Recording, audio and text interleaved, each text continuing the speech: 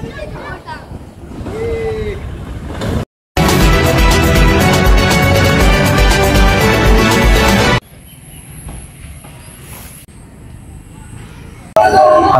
আলাইকুম। আমার ড্রিম শিশু পার্কের স্বত্বাধিকারী আমি মোহাম্মদ সুলতান হোসেন।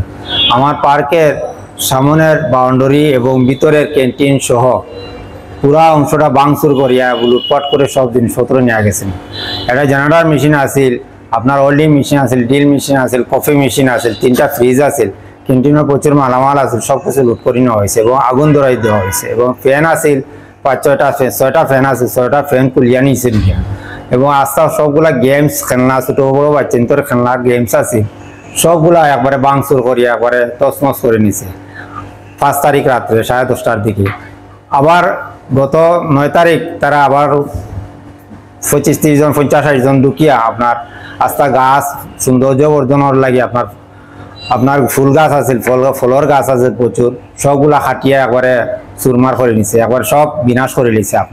আপনারা দয়া করে সবাই দেখবা এবং আপনার ওটা একটা ব্যবস্থা নিবা। আমি একজন নিরীহ মানুষ, আমি কোনো দলের লগে নাই, কোনো কিছু তো নাই, আমি এমনি ব্যবসা পরিচালনা করি আর আমার সবকিছু কাগজপত্র সবকিছুই আছে।